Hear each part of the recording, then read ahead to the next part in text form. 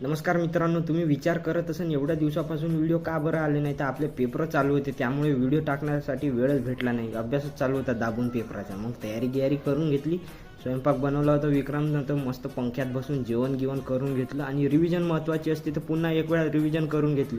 आणि पेपरात जात असताना आपल्या सर्व महत्त्वाच्या वस्तू घेऊन घेत जा. सगळ्यात महत्त्वाचं म्हणलं तर आय डी कार्ड, कारण की हे जर नसलं तर आपल्याला पेपरच देऊ देत नाही. मग तयारी करून आलो खाली.